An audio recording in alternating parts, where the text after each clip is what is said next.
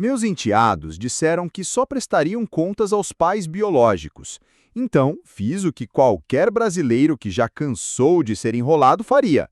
Troquei as fechaduras, cortei todos os privilégios que estavam no meu nome e avisei que o pai deles viria buscá-los naquela noite. Ninguém chiou. Olá, pessoal! Sejam bem-vindos ao canal Teia Emaranhada. Sabe de uma coisa? Eu costumava acreditar que amor e paciência eram como aqueles produtos de limpeza que prometem tirar qualquer mancha. Funcionariam em todo mundo, especialmente em crianças. Achava que se eu aparecesse sempre, com carinho e respeito, mais cedo ou mais tarde elas se convenceriam. Só que aprendi, do jeito mais dolorido, que algumas pessoas, até mesmo crianças, confundem gentileza com fraqueza e generosidade com obrigação. Meu nome é Mário, tenho 42 anos e sou casado há 3 anos com minha esposa, Janaína. Esta história é sobre o momento em que finalmente defendi a mim mesmo e a minha família. Porque acredite, às vezes a coisa mais amorosa que você pode fazer é traçar limites bem claros. Quando Janaína e eu nos casamos, viramos uma família misturada, tipo salada de churrascaria. Cada um trouxe um pedaço diferente da vida. Eu já tinha 2 filhos do meu casamento anterior, a Sofia, de 10 anos, e o Rogério, de 8. Janaína trouxe os dela, o Pedro, de 16, e a Paula, de 14. O pai biológico deles, o Carlos, mora a uns 20 minutos daqui e fica com eles em fins de semana alternados. Desde o primeiro dia, tentei ser o padrasto que eu mesmo gostaria de ter tido. Incluía Pedro e Paula em tudo, noites de jogos em família, planejamento de férias e até perguntava a opinião deles sobre as regras da casa. Paguei material escolar, uniforme de esporte e ainda os levava aos treinos, do mesmo jeitinho que fazia com Sofia e Rogério. Mas tem uma coisa sobre respeito: não dá para forçar e muito menos comprar. O primeiro sinal de alerta veio uns 6 meses depois que passamos a morar juntos. Pedi ao Pedro para me ajudar a descarregar as compras do carro. Pedido simples, né? Ele me encarou e disse: "Você não é meu pai, não preciso te ouvir." Janaína ouviu e mandou ele ajudar assim mesmo. Ele ajudou, mas com aquele ar de quem só estava fazendo porque a mãe mandou, não por me reconhecer como o adulto da casa. Deixei passar. Pensei, ele está se adaptando, também não deve ser fácil para ele. Mas a coisa não melhorou, só piorou. Pedro e Paula desenvolveram uma espécie de audição seletiva. Se a Janaína pedia algo, eles faziam rapidinho. Mas quando eu falava, era como se eu tivesse virado modo silencioso. Às vezes respondiam com aquele olhar vazio e "vou esperar a mamãe mandar." O estopim começou a aparecer em pequenos detalhes. Eu fazia o jantar e Pedro fazia um drama, perguntando à mãe se podia comer o que eu tinha preparado. Ou então Paula deixava a sala parecendo o cenário de explosão e quando eu pedia para arrumar, respondia: "Minha mãe não mandou." Isso começou a respingar nos meus filhos. Um dia, a Sofia veio chorando porque Pedro tinha pegado o material de arte dela sem pedir. Quando ela reclamou, ele respondeu: "Seu pai não manda nada aqui, seu pai de verdade manda." E o Rogério começou a me perguntar por que Pedro e Paula não precisavam me ouvir, enquanto ele tinha que obedecer. Como explicar a uma criança de 8 anos que dentro da mesma casa tem regra que funciona só de acordo com o DNA? Conversei várias vezes com Janaína. Ela falava com Pedro e Paula, eles pediam desculpas e ficava tudo bem. Por uns 2 dias. Depois, voltava tudo de novo. Janaína dizia que eles ainda estavam se adaptando, que o pai deles enchia a cabeça com essa ideia de família biológica acima de tudo. Pedia mais paciência. Só que o tempo não estava consertando nada. Pelo contrário, Pedro e Paula estavam aprendendo que podiam me desrespeitar sem nenhuma consequência real. O episódio que virou minha vida de ponta cabeça aconteceu numa quinta-feira à noite, em pleno fevereiro.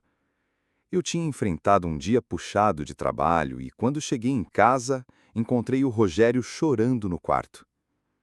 Perguntei o que tinha rolado, e ele contou que o Pedro tinha quebrado seu brinquedo favorito, um aeromodelo que nós dois tínhamos montado com todo cuidado. E, para piorar, Quando o Rogério ficou triste, o Pedro soltou: "Fala pro seu pai comprar outro para você, afinal é só para isso que ele serve." Respirei fundo e fui até a sala. Lá estava o Pedro jogando videogame como se nada tivesse acontecido. Igual cachorro que derruba o lixo e depois finge que não sabe de nada. "Pedro, precisamos conversar sobre o avião do Rogério", falei. Ele nem pausou o jogo. "Não sei do que você está falando." "Você quebrou o aeromodelo dele, aquele que construímos juntos." Ele deu de ombros, com a maior cara de deboche. "Ah, acidentes acontecem." Mas não foi acidente.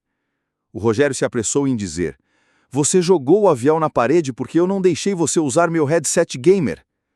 Aí sim o Pedro me olhou, mas com aquela expressão de desafio tipo: "Quero ver o que você vai fazer." "O Rogério está mentindo, e mesmo que não tivesse, você não é meu pai, não devo satisfação nenhuma para você." Eu respirei fundo, tentando manter a calma. Você está morando na minha casa, comendo da comida que eu pago, gastando energia que eu sustento e ainda quebrou um negócio que é do meu filho. Você me deve sim uma explicação. Ele riu de canto, como quem solta veneno. Sua casa? Minha mãe também paga aluguel. Seu filho? O Rogério nem é meu parente.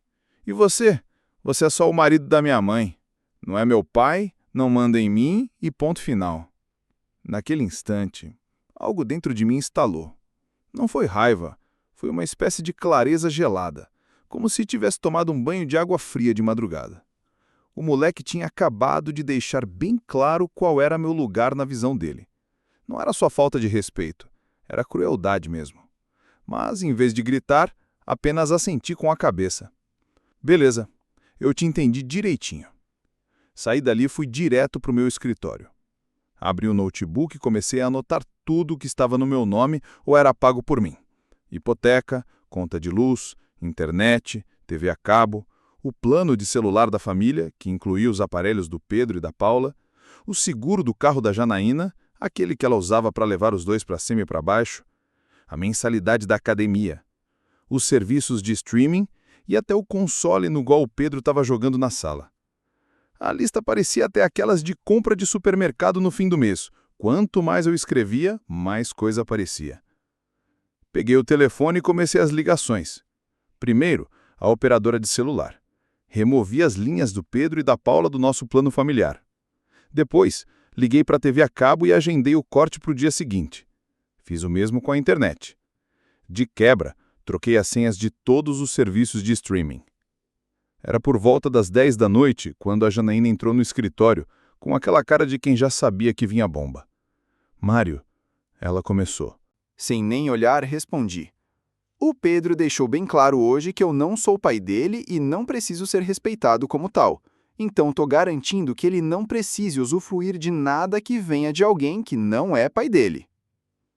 O rosto dela ficou branco na hora. "Mário, o que você fez?" Levantei os olhos.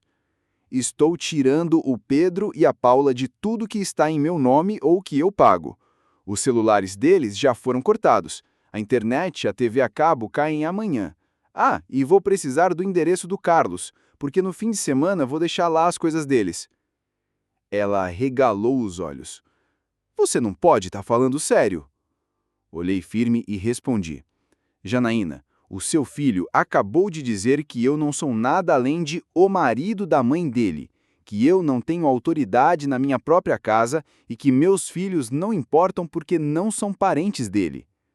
Ele tem razão numa coisa, eu realmente não sou o pai dele. E se não sou pai, também não sou responsável." Ela tentou argumentar. "Mas eles são crianças, Mário, ainda estão aprendendo." Não. A Sofia e o Rogério também são crianças e aprenderam a respeitar. O Pedro já tem 16 anos, já tem idade até para dirigir. Velho o bastante para ter emprego. Velho o bastante para arcar com as consequências. Se ele quer fingir que eu não existo, então, em relação aos privilégios dele, também não vou existir. Passei o dia seguinte colocando meu plano em prática. Empacotei roupas, eletrônicos e pertences pessoais do Pedro e da Paula e carreguei tudo na minha caminhonete. Troquei as fechaduras da casa e fiz novas cópias das chaves para a Janaína, a Sofia, o Rogério e para mim. Quando o Pedro, a Janaína e a Paula chegaram em casa naquela tarde e não conseguiram entrar, me ligaram. Mário, disse Janaína assim que atendi, não conseguimos entrar em casa. Troquei as fechaduras, respondi, no maior tom de calma possível. As coisas do Pedro e da Paula estão separadas para irem para a casa do Carlos. Você não pode expulsar meus filhos, ela gritou, quase engasgando de raiva. Não tô expulsando por serem seus filhos, Janaína. Tô tirando porque eles deixaram claro que não me reconhecem como alguém com autoridade dentro da minha própria casa. Quem não respeita o dono da casa não pode morar na casa. Simples assim, como regra de condomínio. Do outro lado da linha, silêncio total. Continuei. Vou estar em casa em 20 minutos. O Carlos pode buscá-los ou você pode levá-los, mas eles não vão voltar para cá enquanto não me tratarem com o mínimo de respeito. Quando cheguei, o Carlos já estava lá. Janaína tinha ligado para ele que veio voando. O Carlos me olhou de cima a baixo e disse: Isso parece meio exagerado por causa de uma birra de adolescente. Olhei fixo para ele. Carlos, se seu enteado chegasse para você e dissesse que você não é pai dele, que não precisa te ouvir e que seus outros filhos não importam, o que você faria? Ele ficou em silêncio por alguns segundos, depois suspirou. Provavelmente eu daria uma lição. Exato. É só isso que estou fazendo, ensinando respeito e mostrando que toda ação tem consequência. Virei-me para o Pedro e Paula, que estavam ao lado do carro da Janaína, com cara de quem levou o choque de tomada. Quero que entendam uma coisa. Não é questão de eu ser cruel ou mesquinho. É questão de respeito. Vocês já me disseram, em palavras e atitudes, que eu não sou o pai de vocês e que não precisam me ouvir. Ok, eu aceito isso. Mas pai sustenta filho. Se eu não sou o pai, então não sou obrigado a sustentar vocês. Foi a primeira vez que vi o Pedro realmente inseguro. Você vai mesmo mandar a gente embora? Ele perguntou, quase engolindo seco. Você disse que eu não tenho autoridade sobre você dentro da minha casa. E você estava certo. Mas autoridade e responsabilidade andam de mãos dadas. Sem autoridade, não existe responsabilidade. Paula começou a chorar. Mas para onde vamos? Para a casa do pai de vocês. Respondi num tom mais suave. Ele é pai de vocês. Eu sou apenas o marido da mãe, lembram? Ajudei o Carlos a colocar as coisas deles no carro. Enquanto se preparavam para ir embora, Pedro me encarou. E se a gente quiser voltar? Aí vocês vão ter que decidir se conseguem me tratar com o mesmo respeito que dariam ao próprio pai. Porque é isso que eu sou aqui. Uma figura paterna que merece respeito básico. Eles foram embora com o Carlos naquela noite. Janaína ficou furiosa comigo no começo. Tivemos conversas bem pesadas nos dias seguintes. Ela me acusou de ser cruel, de desistir dos filhos, de colocar meu ego acima da família. Mas eu segurei firme. Janaína, eu te amo e quero amar seus filhos. Mas não tem como amar quem me desrespeita e machuca os meus. Pedro e Paula precisam entender que toda ação gera consequência. E a consequência de rejeitar minha autoridade é perder meu apoio. Enquanto isso, a Sofia e o Rogério pareciam outras crianças. O clima pesado sumiu da casa de um dia para o outro. Eles faziam a lição sem reclamar, ajudavam nas tarefas sem cara feia e, pela primeira vez em meses, pareciam relaxados em casa. Depois de uma semana, a Carla me ligou. O Pedro e a Paula queriam voltar, ele disse. Estavam perguntando todos os dias, como criança que fica pedindo sobremesa antes do jantar. O que você acha? Perguntei. Acho que eles levaram um puxão de orelha da vida, respondeu Carlos. Principalmente o Pedro. Ele anda mais calado, mais pensativo. Acho que finalmente percebeu que respeito não é opcional dentro de uma casa. E a Paula, coitada, sente falta da mãe. Inclusive pediu para eu te falar que está arrependida por ter sido mal educada. Conversei com a Janaína e decidimos dar mais uma chance. Mas desta vez, nada de jogo solto, seria com regras claras. Quando o Pedro e a Paula voltaram, sentei com eles no sofá para aquela conversa séria de Big Boss. Antes de vocês voltarem de vez, preciso saber se entenderam as regras da casa. Não quero que me chamem de pai nem que me amem como amam o Carlos, mas exijo o mesmo respeito que teriam com qualquer adulto que cuida de vocês. O Pedro balançou a cabeça afirmativamente. Eu entendi. E me desculpa pelo que falei do Rogério e aquela história do avião. Foi uma tremenda bobagem. E a Paula, quase num sussurro, completou. Também me desculpa por ter sido grossa. Foi só quando sumiu que percebi o quanto você fazia por nós.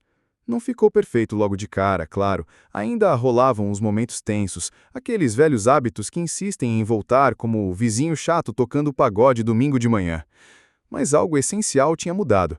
Eles entenderam que respeito não se limita a quem tem o mesmo sangue que você. Respeito é para quem realmente se importa. 6 meses depois, o Pedro me procurou com dificuldade num problema de matemática, em vez de esperar a Janaína chegar cansada do trabalho. E a Paula começou a agradecer quando eu a levava para o treino de futebol. Detalhes pequenos, mas que valiam ouro. O grande teste veio cerca de 1 ano depois, quando o Pedro quis ir a um show com os amigos. Ele veio até mim e a Janaína e pediu autorização. A Janaína topou na hora, mas eu mostrei algumas preocupações sobre o lugar e o público. E, para minha surpresa, o Pedro não me ignorou nem disse, relaxa, tio, eu sei me virar. Pelo contrário, levou minhas preocupações a sério e conversamos até chegar a um acordo que deixou todo mundo tranquilo. Foi ali que percebi, estávamos de fato virando uma família.